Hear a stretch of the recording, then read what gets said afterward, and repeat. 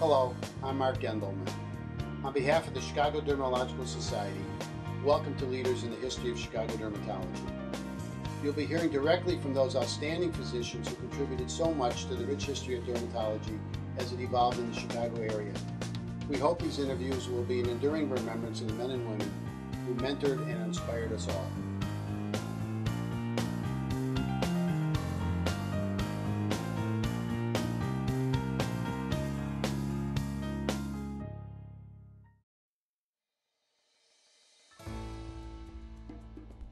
This is Dr. Amy Paller, the current chair of dermatology at Northwestern University Medical School and a world-renowned pediatric dermatologist. We'll be talking about Dr. Nan Esterly, who was unable to be interviewed. Amy, you came to Chicago specifically to work with Dr. Esterly. Why is that? I was a student at Stanford working with Al Jacobs, one of the four fathers of pediatric dermatology and one of the four who started the Society for Pediatric Dermatology in 1975.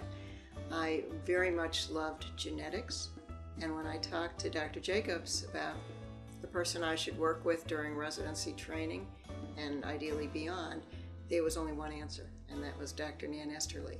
At that time, Dr. Esterly had just begun at Northwestern as the head of pediatric dermatology, although she'd been in the Chicago area at University of Chicago and at University of Illinois for 10 years before that.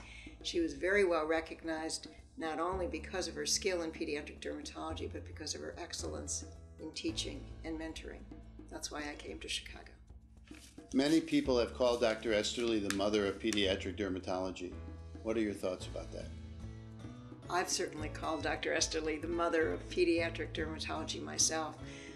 Again, she was really the first woman in pediatric dermatology who was recognized not only for her many contributions, but also for her incredible skill as a role model and as a teacher of pediatric dermatology. She ended up training a large number of individuals who are now in themselves leaders of pediatric dermatology. Just while I was a resident at Children's, I remember individuals like Alona Frieden, Mary Spraker, Buddy Cohn, and then several others that followed, came to spend time with her specifically because of her reputation. What is Dr. Esterly's background? Dr. Esterly began her training at Johns Hopkins, did both her pediatrics and her dermatology there. It was there that she really got hooked on genetics, which she passed on to me, fortunately. She was able to work with Victor McCusick at Hopkins, who many people would consider the father of medical genetics, and continued that great interest in genetics as well as in all things pediatric dermatology thereafter. She went on to come to Chicago because her husband was a professor of pathology at University of Chicago. And during this period of time, not only was she an incredible contributor to our specialty of pediatric dermatology, but she also managed to raise four wonderful children. So she was truly a juggler and a role model for many women.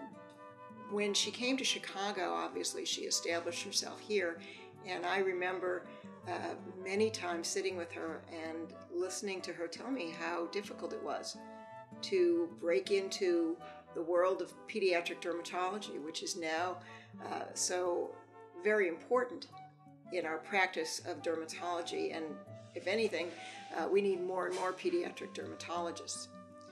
At that time, she told me that it took her 5 years, once in Chicago, to start having people sending her patients. It was a different time. There are many firsts that have been attributed to Dr. Esterly.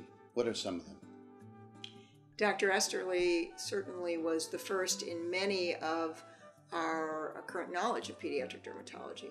For example, she was the first to describe the use of steroids in the treatment of hemangioma. She was the first to describe perioral granulomatous dermatitis. She was the first to describe vellus hair cysts.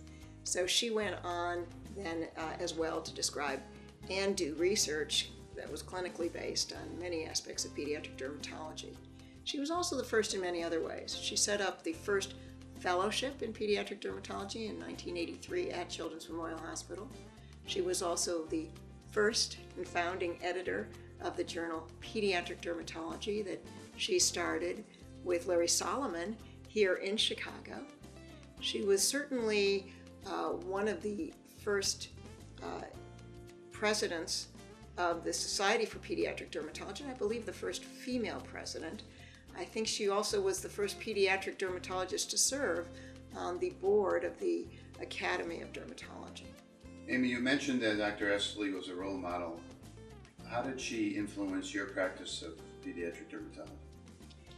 Well, clearly, Dr. Esterly influenced my practice in terms of my commitment to contributions to the literature and trying to organize pediatric dermatology. But I should mention that role models certainly influence on the very smallest levels how one practices pediatric dermatology. I think there's no question that just spending 5 years with Nan Esterly as when I was a resident in pediatrics and then dermatology allowed me to really mold the way that I interact with patients. She was an incredible listener. She really cared about her patients. She worked with them to make sure that the disorder that they had was either taken care of or was dealt with in such a way that their quality of life was better. And in sitting with her for so many sessions in the clinics, I think that some of the way that I personally approach patients is the way that she approached patients, and I try to pass that on to our residents and fellows as well. She was also an avid photographer. One of the major roles that we had as residents was to carry that big camera bag with the incredible camera equipment that she had and to take all the pictures. All of us learned to use that famous blue cloth and to make pictures and recording of the dermatologic findings that could later be used for teaching and publication, a very important part of our practice. Dr. Esterly was certainly a role model for women in the field of pediatric dermatology, but she also served as a role model for women in dermatology in general, with many women who were dermatology residents, for example, wanting to spend time working with her. She was honored for her mentorship and for her leadership by the Women's Dermatologic Society and received the Rose Hirschler Award as one of their very first awardees. After Dr. Esterly left Children's Memorial Hospital, where did she go and when was that? Dr. Esterly left Northwestern and Children's Memorial Hospital in 1987 after serving as the first full-time head there for more than a decade. She went just a little bit north to Medical College of Wisconsin, where she stayed for about 20 years before she retired to the Southwest. I was very honored and fortunate to assume the position after Dr. Esterly as the head of pediatric dermatology at Children's Memorial Hospital and built the program from her lead. Amy, what are some of Dr. Esterly's interests and hobbies outside of medicine? Dr. Esterly was someone who had many interests. Of course, her greatest interest was her family and her children. She spent a tremendous amount of time with them and talking about them all the time with us.